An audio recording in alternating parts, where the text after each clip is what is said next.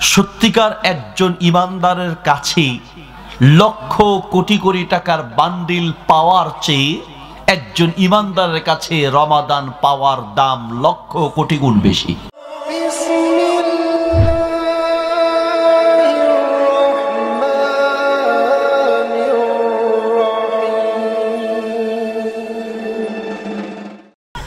এই জন্য একটু গলা পরিষ্কার করতে হবে।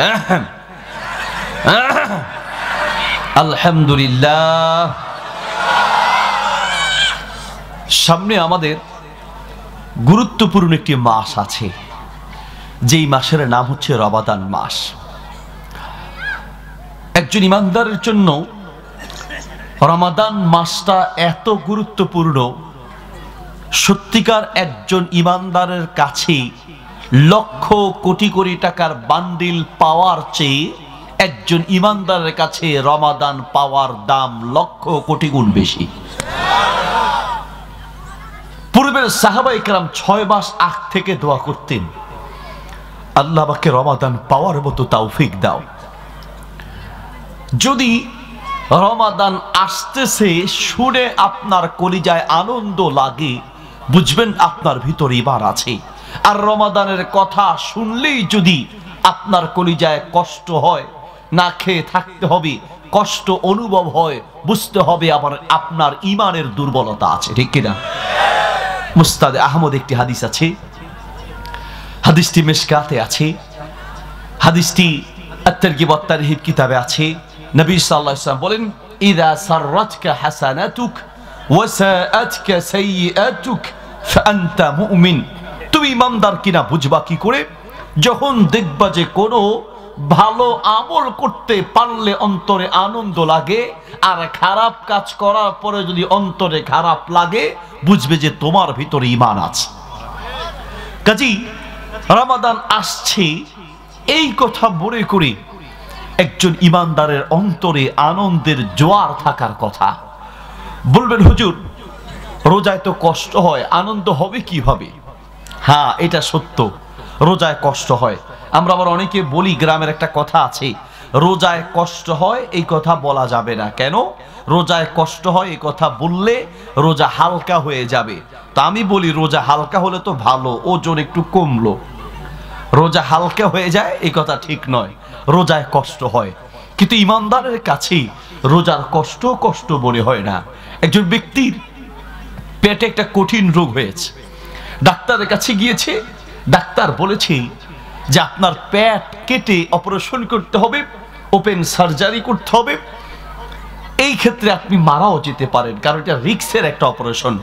রোগী শুরু করলো কান্না, ডাক্তার সাহেব আর কোন উপায় থাকলে বলেন, আমি অপারেশন থেকে বাঁচতে চাই, আমি আমার জীবনটাকে বাঁচাতে চাই। ডাক্তার বলল, আর একটা উপায় আছে, সেটা হলো প্রতিদিন একটা করে ইঞ্জেকশন দিতে হবে, 30 দিন 30টা। রোগী বলল, ডাক্তার সাহেব কি বলেন আপনি? কোনো ব্যাপার না, আমি প্রতিদিন একটা না প্রয়োজনে 3টা ইঞ্জেকশন দিব। এই ইঞ্জেকশন দিয়ে যদি আমি অপারেশন থেকে বাঁচতে পারি, আমার জীবনটা বেঁচে যায়, আমি ইঞ্জেকশন দিতে রাজি আছি। প্রতিদিন আসে, একটা করে ইঞ্জেকশন নেয়।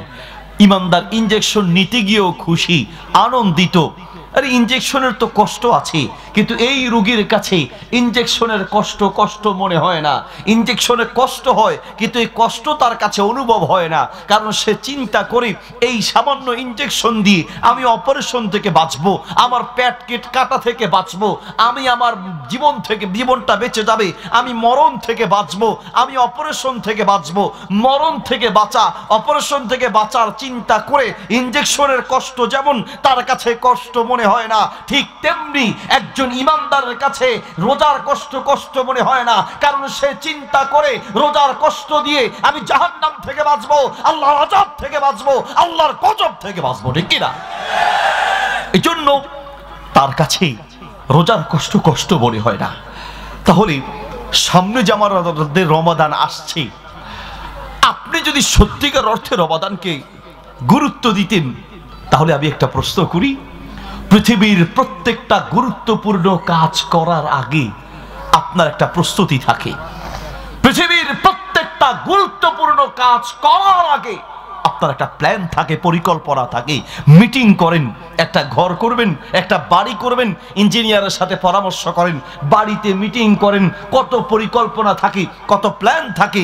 দুনিয়ার সামান্য একটা কাজে, দুনিয়ার সামান্য একটা বিল্ডিং করতে গিয়ে যদি আপনার প্ল্যান, মিটিং, পরিকল্পনা থাকে, রমাদানের রোজা দিয়ে জান্নাতের বিল্ডিং তৈরি হবে, সেই রমাদানের জন্য আপনার তার চাইতে বেশি মিটিং আর প্ল্যান, পরিকল্পনা থাকা দরকার ছিল। দুঃখের সাথে বলতে হয়, কোন প্ল্যান আর পরিকল্পনা আপনি তৈরি করেন না, ঠিক কিনা? রমাদান আসার আগেই আপনার এখনই প্ল্যান করা উচিত। কথা কি বোঝাতে পেরেছি? রমাদান আসার আগেই আপনার কিছু প্রস্তুতি নেওয়া উচিত। আমি আপনাদেরকে সংক্ষিপ্ত আকারে বোঝানোর চেষ্টা করব। রমাদান আসার আগেই আমরা সেই রমাদানের জন্য কি কি প্রস্তুতি নিতে পারি। এক নাম্বার রমাদানের প্রস্তুতি হলো, রমাদান আসার আগে রমাদানে কি কি আমল করবেন এখন থেকে আপনি প্রস্তুতি নেবেন, নিয়ত করবেন। বাড়িতে বসে বিবি বাচ্চা সবাইকে নিয়ে একটা প্ল্যান, একটা রুটিন লিখবেন। এই রমাদানে এত খতম কোরআন তেলাওয়াত করব, এই জিকির আজকার করব, এই ইবাদত করব, এখনই আপনি প্ল্যান করবেন। এমনও হতে পারে রমাদান আসার আগেই আপনার মৃত্যু হয়ে যেতে পারে, কিন্তু আপনি যদি নিয়ত করেন, রমাদান নাও পান, রমাদান পেলে যেই পরিমাণ সওয়াব আপনার আমলনামায় লেখা হতো, আপনি নিয়ত করার কারণে সেই পরিমাণ সওয়াব আপনার আমলনামায় লেখা হবে। বুখারী শরীফে হাদিসটি আছে, হাদিসটি মিশকাতে আছে, হাদিসটি তিরমিজিতে আছে, হাদিসটি মুস্তাদে আহমদে আছে, সহিহ ইবনে হিব্বানে আছে। নবী সাল্লাল্লাহু আলাইহি ওয়াসাল্লাম বলেন, ইন্নামাল আ'মালু বিন্নিয়াত ওয়া ইন্নামা লিকুল্লি ইমরিন মা নাওয়া। পৃথিবীর প্রত্যেকটা মানুষই তাই পাবে যা সে নিয়ত করে, নিয়ত করলেই সওয়াব পাবেন।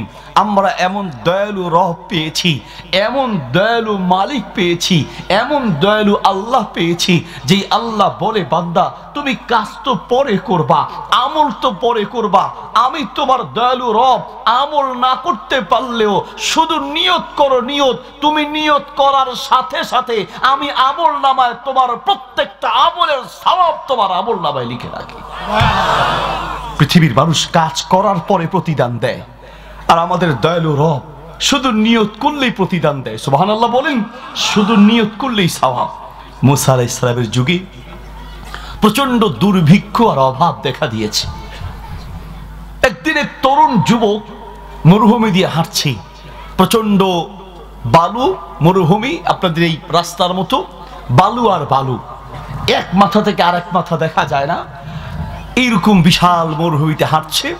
হাঁটতে হাঁটতে আল্লাহর কাছে দোয়া, মনে মনে বলছে, আল্লাহ, মানুষ কত অভাবে আছে, যদি আমার কাছে এই মরুভূমির বালু সমান টাকা পয়সা থাকতো, আমি সব আল্লাহ তোমার রাস্তায় মানুষের মাঝে দান করে দিতাম। যদি এই মরুভূমির সমান বালু আমার বালুকণা সমান যদি সম্পদ আমার থাকতো, আমি সব আল্লাহ তোমার রাস্তায় বিলিয়ে দিতাম। আল্লাহ সুবহানাহু ওয়া তাআলা মুসা আলাইহিস সালামের কাছে ওহী নাজিল করলেন, বললেন, মুসা, আমার ওই বান্দাকে গিয়ে জানায়া দাও, আমি তার অন্তরের কথা শুনতে পাই, মুখের কথা শুধু নয়, আপনার অন্তরের প্রত্যেকটা শব্দ, কান্না, বাক্য, শব্দ, অন্তরের প্রত্যেকটা কথা একজন শুনতে পায়। তিনি কে?